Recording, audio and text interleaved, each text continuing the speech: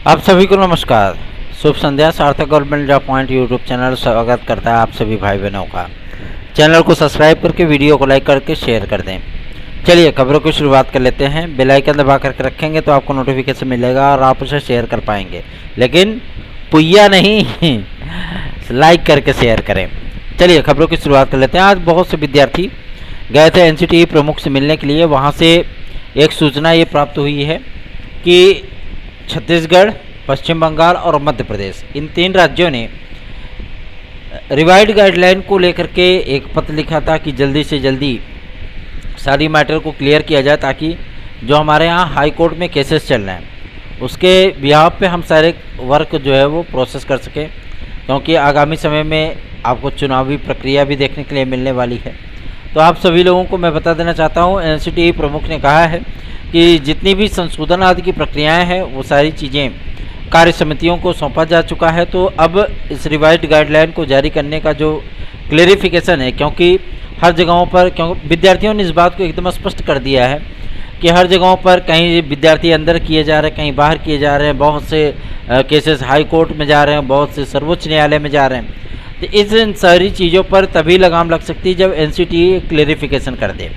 तो एनसीटीई का जो क्लेरिफिकेशन नोट है, मतलब जो रिवाइज्ड गाइडलाइन आप कह सकते हैं, उसको भारत का राजपत्र आप कह सकते हैं, आरटी एक्ट के संबंध में, ठीक है ना, एलिजिबिलिटी क्राइटेरिया को क्लियर करने के संबंध में उन्होंने जानकारी दे दी है कि अक्टूबर के प्रथम सप्ताह में इसको जारी कर दिया जाएगा।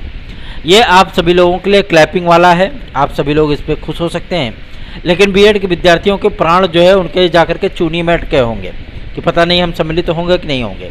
तो आज इस पर भी एकदम स्पष्टीकरण तो नहीं कहूँगा, लेकिन ये चीज़ें क्लियर हो गई कि एमएचआरडी जैसा दिशा निर्देश जारी करेगा उसी के अकॉर्डिंग आप सभी लोगों को जो है उसमें सम्मिलित किया जाएगा। सीधी सी बात है, एनसीटीई ने इतना कह करके अपना इतिश्री कर लिया, ठीक है ना।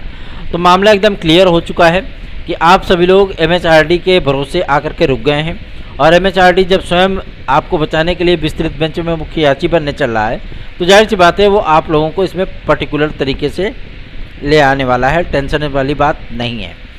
अब चूँकि कई राज्यों में अभी चुनाव होने वाले हैं विधानसभा के, तो इन मुद्दों को लेकर के भी देखना दिलचस्प होगा कि इसके पहले उन्होंने गाइडलाइन की मांग की है, क्योंकि मध्य प्रदेश में जबलपुर हाई कोर्ट में आप लोगों को याद होगा 1 वर्ग 3 डीएड को वर्सेस बीटीसी, मतलब डीएड वर्सेस बीएड, है ना, डीएड वर्सेस बीएड को लेकर के एक मामला लटका पड़ा है वहाँ पे। तो ये चीज़ें क्लियर होंगी, ठीक है ना। 5 तारीख को डेट लगाई गई है। इसके पहले स्पेशल अनुमति मिल गई, लेकिन एनसीटीई ने उसमें एक बात ये भी लिख दिया है कि जब तक एनसीटीई की रिवाइज्ड गाइडलाइन या भारत का राजपत्र प्राथमिक और उच्च प्राथमिक में एलिजिबिलिटी क्राइटेरिया को क्लियर करने के संबंध में दिशा निर्देश या भारत का राजपत्र गजट ऑफ इंडिया नहीं जारी किया जाता है, तब तक ये विशेष अनुमति पत्र लागू नहीं होगा। अब बताओ, मतलब एक तरफ ये है कि खाना परोस भी दिया गया और ये भी बता दिया है कि खाना 12 बजे के बाद खाना है। समस्या इसी बात की है ना। इसीलिए अब राज्यों ने मांग शुरू कर दी है कि इसका क्लेरिफिकेशन जल्दी से जल्दी किया जाए। तो आज एनसीटीई प्रमुख ने भी बोल दिया है कि जो कुछ भी करना है एनसीटीई पूरी तरीके से एमएचआरडी पर निर्भर है। एमएचआरडी जैसा दिशा निर्देश करेगी हम अक्टूबर के प्रथम सप्ताह में इसको जारी कर देंगे। अब आप लोगों के इंतज़ार की घड़ियां समाप्त होने वाली हैं, क्योंकि अभी बहुत सारी चीज़ें क्लियर होनी है और हम लोगों का जो आंदोलन है वो पूरी तरीके से अब अपने मुकाम पर पहुँचना स्टार्ट हो चुका है। चलिए आगे बढ़ते हैं। अब बात करेंगे आपके एलटी ग्रेड और जेएससी प्रवक्ता subject combination age relaxation UP constable और यूपीएसआई के विज्ञापन के संबंध में। आपके इन तमाम मुद्दों को लेकर के आज शिक्षा निदेशालय के माध्यम से एक पत्र भेजा गया है आपके लोक सेवा आयोग एलटी ग्रेड और जेएससी प्रवक्ता की एलिजिबिलिटी के संबंध में, ठीक है ना। और जो आपकी विस्तृत नियमावलियाँ हैं, जो राजकीय शिक्षक सेवा नियमावली है, माध्यमिक शिक्षा सेवा अधिनियम है, इसमें संशोधन का पूरा मसौदा वो भेजा जा चुका है गवर्नमेंट के पास। अब मज़े की बात तो ये मैं आप लोगों को बता दूं, आज जो मीटिंग होने वाली है 6:30 के, ठीक है ना, उस पर इन तमाम मुद्दों पर चर्चा होगी, ठीक है। कि सदस्यों का नए आयोग पर भी चर्चा होगी कि सदस्यों का कार्यकाल कितना रखा जाए, अध्यक्ष किसको बनाया जाए, सचिव, उप सचिव, परीक्षा नियंत्रक आदि को किसको नियुक्त किया जाए। इन तमाम मुद्दों पर चर्चा की जाएगी, ठीक है ना। और किन किन भर्तियों को स्टार्ट किया जाए, किन किन भर्तियों के विज्ञापन जारी हों, इन तमाम मुद्दों पर भी चर्चा होनी है, क्योंकि तदस्थ शिक्षकों के समस्त पदों का विज्ञापन जारी होना है। और एक सूचना ये भी है कि आप लोगों को अब माध्यमिक शिक्षा विभाग में भी एक पात्रता परीक्षा देनी होगी, ठीक है ना। माध्यमिक शिक्षा विभाग में भी एक पात्रता परीक्षा देनी होगी और ये LT ग्रेड और आपके TGT दोनों पे लागू होगा। PGT और LT GIC दोनों पे लागू होगा, सब पे लागू होगा। अब आप लोग ये सोचने लगे होंगे कि कहीं ऐसा ना हो कि इसी बार के LT GIC पे लागू हो जाए। नहीं, इस बार की भर्ती आपकी प्योर एंड फाइन है, ठीक है।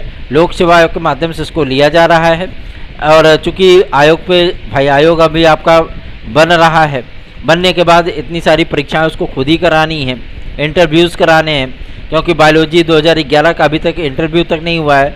और इतने दिन से विद्यार्थी बेचारे बताओ 12 साल से तो खुद ही बैठे हैं, है ना। तो इन तमाम मुद्दों को लेकर के ये भर्ती अभी तक फाइनल नहीं हुई है। तो बहुत सारे वर्क हैं, क्योंकि प्रधानाचार्यों का भी साक्षात्कार होगा, उनकी भी लिखित परीक्षा होगी। तो इन चीज़ों को लेकर के आयोग पे बहुत ज़्यादा दबाव है, इसीलिए LT ग्रेड GIC प्रवक्ता को इस बार लोक सेवा आयोग को दे दिया गया है। लेकिन आगामी समय में LT ग्रेड और GIC प्रवक्ता को भी आपका शिक्षा सेवा चयन आयोग ही उसको ले लेगा। इस बार का विज्ञापन आपका किसके नाम? लोक सेवा आयोग के नाम।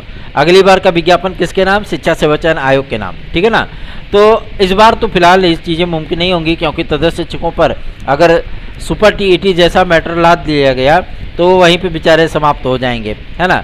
कुछ जो उम्मीदें भी होंगी कि 10-20, 100-200, 500 सीट पर इनका सिलेक्शन हो सके, जो लेबोरियस होंगे, जो पढ़ने वाले स्टूडेंट होंगे, ठीक है ना, वो अपना कर पाएँ। लेकिन अगर TET लाद दिया जाएगा या सुपर TET लाद दिया जाएगा तो दिक्कतों का सामना करना पड़ेगा। इसलिए तदस्थ शिक्षकों के कितने पदों पर विज्ञापन जारी किया जाए, 2022 TGT PGT में कितने पदों को जोड़ा जाए, किन किन विषयों में कितने कितने वर्गों की सीटें बढ़ाई जाएं, साथ ही साथ जो आपका VPO का एग्ज़ाम होने वाला है, मतलब जो VPO का विज्ञापन जारी हुआ था 1400 समथिंग पदों पर, उस विज्ञापन में कितने पद जोड़े जाएँ। और क्योंकि उस पर अनुप्रिया पटेल जी ने, आशीष पटेल जी ने, हम लोगों ने जब ज्ञापन दिया था तो उन्होंने इस मैटर को उठाया था।